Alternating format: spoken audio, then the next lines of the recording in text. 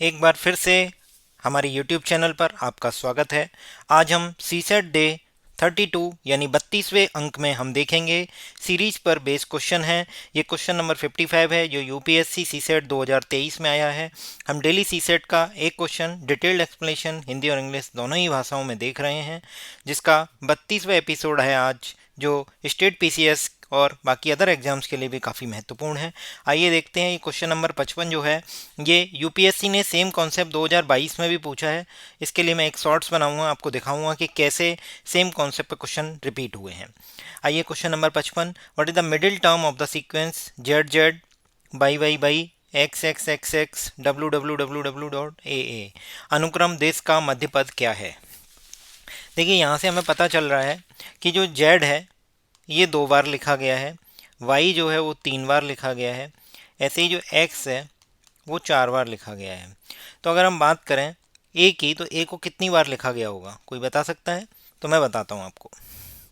जब जेड की वैल्यू 26 है, वाई की वैल्यू 25 है, तो किसी को अगर कन्फ्यूजन है तो आप देख लें, 25 और 3 28, 26 और 2 28, ये कितना है 24 बार, 24 4 28। तो इसका मतलब ए की वैल्यू कितनी होती है, ए का वेट कितना होता है 1, तो 28 करने के लिए इसको 27 बार लिखा जाएगा।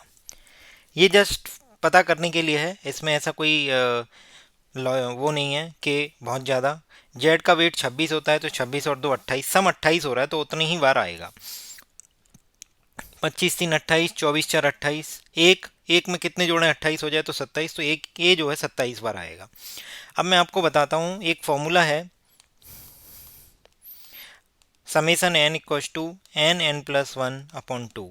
हमारी लास्ट मिनट रिवीजन सीरीज के शॉर्ट्स चल रहे हैं, उसमें 2 आ चुके हैं, तीसरा भी आएगा जिसमें हम summation n square, summation n cube, इन पे बेस्ड जो क्वेश्चन आते हैं उनके लिए फॉर्मूले आपको लास्ट मिनट में रिवीजन के लिए काम में आएंगे। तो देखते हैं, समेसन एन होता है n n plus one upon two. इस समेसन एन का मतलब होता है 1 2 3 dot dot dot dot dot n तक।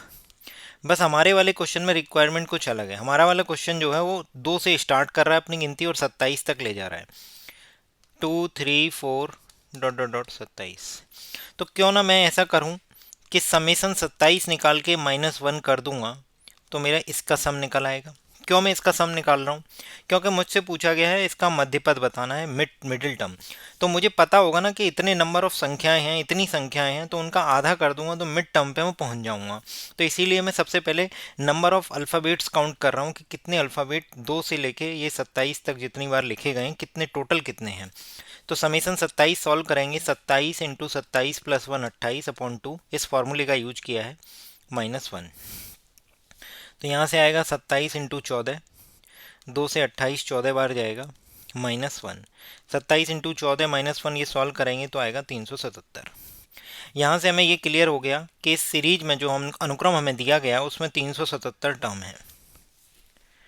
जब 377 जो है एक ऑड संख्या है, कितनी संख्या है, एक ऑड संख्या है, विषम संख्या है।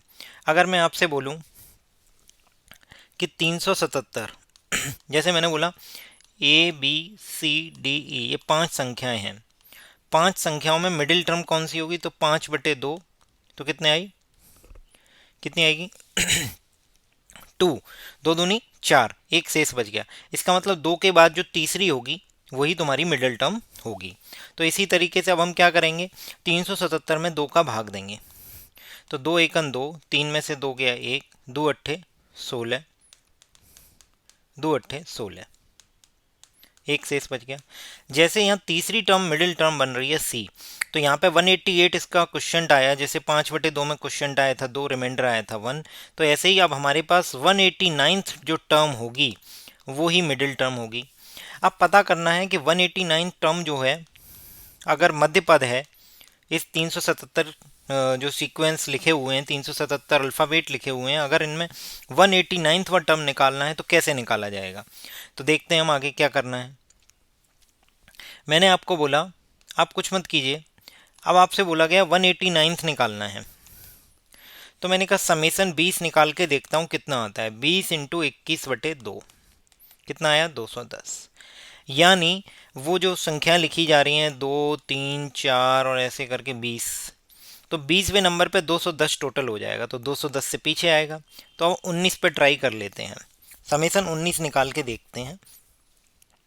समेसन 19 कितना आएगा? समेसन 19 आएगा 19 गुणा 20/2, मतलब 190। इसका मतलब जो 19वीं टर्म है, 19वां जो पद है, वो जो 19वां पद है, जब उसको 19 बार लिखा जाएगा, मान लो सपोज कोई लेटर है, ये लेटर जब 19 बार लिखा जाएगा तो 190th टर्म उसका यहाँ तक 190 होगा, तो ये वाली टर्म जो होगी 189 होगी। ये 190 समझ में आया? यहाँ तक का टोटल 190 है। अगर काउंट करेंगे ऐसे करके 2 3 4 5 6 7 8 ऐसे काउंट करके लाएंगे बार बार बार बार, तो ये 190 टर्म होगी। और हमारी मिड टर्म कौन सी है? 180 वाली, 189th। तो हमें इसकी वैल्यू बतानी है। अच्छा, 19th टर्म कौन सा अल्फ़ाबेट होगा? तो जो 19 बार लिखा गया होगा तभी तो होगा। जैसे मैंने देखा ये 2 बार लिखा गया, ये 3 बार, ये 4 बार, ये 28 बार।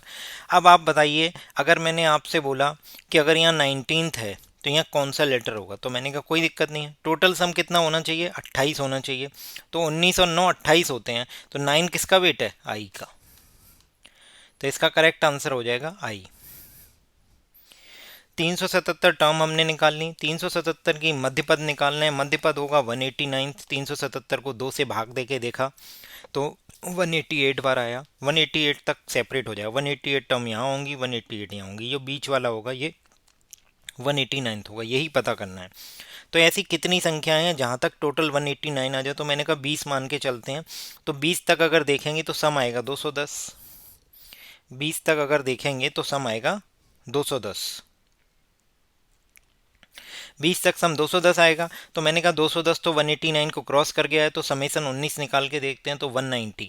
तो मैंने कहा जो 19वां जो टर्म है, जैसे सपोज हमने अभी पता कर लिया क्या था वो आई, तो आई जो है वो 19 बार लिखा होगा। कितनी बार लिखा होगा? 19 बार। ये वाला लास्ट 190 टर्म होगा आई का, उसके बाद जे चालू हो जाएगा जो कि 20 बार लिखा जाएगा। उससे जस्ट पहले वाला 189 है जो कि आई। अब हमने कैसे निकाला? जब हमें पता चल गया 19 बार, अब हम देखेंगे कि 19 बार कौन सा लेटर लिखा जाना है। तो मैंने अभी बताया था कि जो टोटल एक्चुअल वेट है और जो इसमें दिया गया है, इनका सम कितना होगा? इनका टोटल 28 होगा। तो 19 है तो वेट कितना जरूरी है? 9। 9 किसका वेट होता है? आई का। तो इसका करेक्ट आंसर होगा आई। इसकी मिडिल टर्म होगी आई।